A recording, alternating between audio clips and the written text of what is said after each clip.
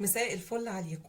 طبعا احنا دلوقتي التوم متوفر عندنا، في اللي بيخزن طبعا من السنة للسنة، في اللي بيشتري.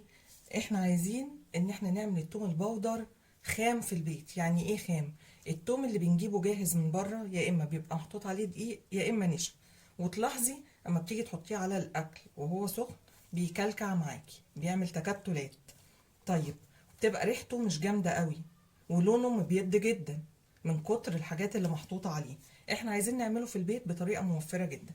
اول حاجة هتجيبي عندك كيلو توم تفصصيه او تقشريه.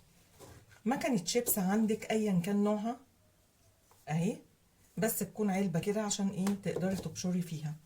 وبتقعدي تعملي التوم كده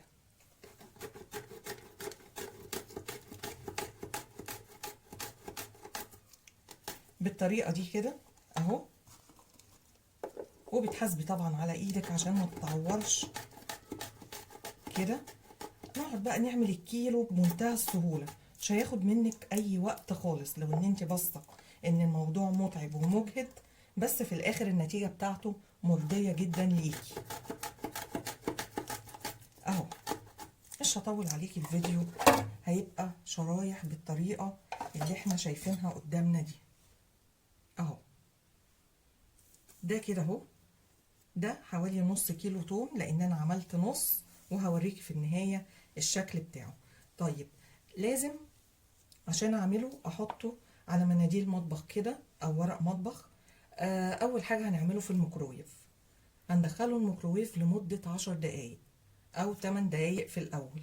هتلاقيه نزل مية كتيرة جدا، احنا عايزين نتلاشى موضوع المية الكتيرة اللي بتنزل منه. هحط عليه معلقتين صغيرين نشا، ودي مش هتديكي طعم ومش هتعمل اي حاجة اهو كده. وهروح مقلباه بالطريقة دي كده وادخله الميكروويف. طيب، اللي ما عندوش ميكروويف هيعمل ايه؟ هيدخله على ورق زبدة، بس هياخد وقت كتير جدا في الفرن، وتهدي عليه الفرن بتاعك. يعني ممكن لو اقل من 100 عندك تعملي اهو. ده كده انا عملت له ايه؟ عملية تقليب كده مع النشا عشان ما تبقاش في حتة واحدة، وعشان برضك تمنع لي المية الكتيرة اللي بتنزل منه. وانا بفضل التوم اما بتيجي تعمليه بالطريقة دي كده ما يبقاش في اول السنة الجديد، لان الجديد بيبقى مليان مية، فده طبعا ميته نشفت كمان كده اهو. دخلنا التوم بتاعنا، طبعا ده ازيد من نص كيلو، قلت لكم انا نصه عملته. هندخله الميكروويف وندخله على 5 دقايق او 7 دقايق اول حاجة عشان ما يتحرقش معاكي. تخرجيه تقلبيه وتدخليه تاني، وهقولك بالظبط خد كام دقيقة فيه. هقول لكم بقى التوم الكمية دي كلها خدت قد ايه في الميكروويف.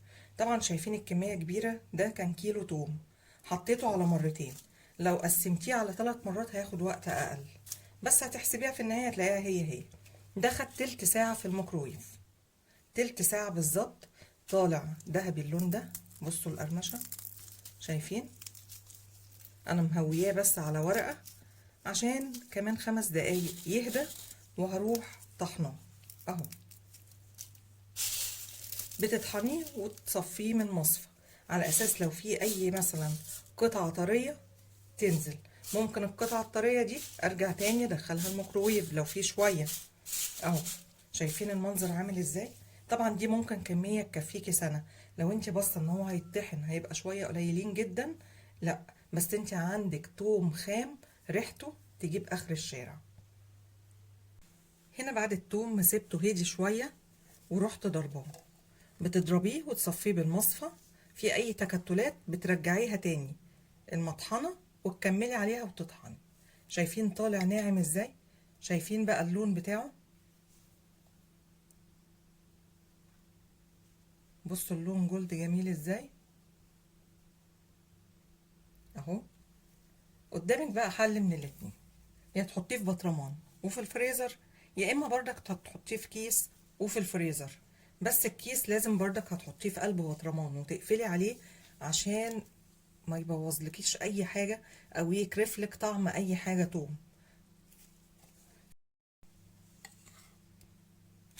انا بقى هنا هحطه في كيس عشان يبقى مربوط عليه ويبقى محكم في البطرمان، تقفلي البطرمان ما يعملكيش ريحه الديب فريزر او الفريزر توم، عشان الحاجه اما بتكرف بيبقى طعمها مش حلو.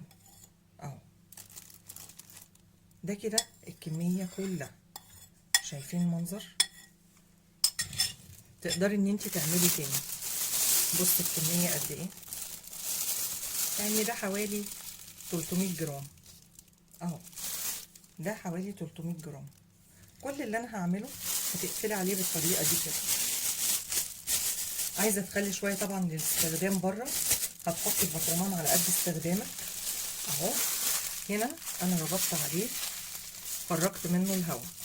كل اللي انا هعمله هدخله البطرمان. هنا خلاص دخلت التوم بالطريقه دي كده في البطرمان، اقفل عليه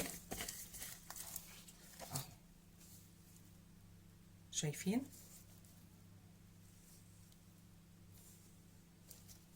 كده تشيليه في الفريزر، في الديب فريزر زي ما قلتلك من السنة للسنة، وعندك توم أصلي مش مضروب، مش مخلط عليه أي حاجة. عجبتك الوصفة؟ يلا قومي نفذيها. التوم اليومين دول مش غالي قوي، يعني ب15 أو 20 جنيه الكيلو، نقدر إن احنا نجيب كيلو ونعمله.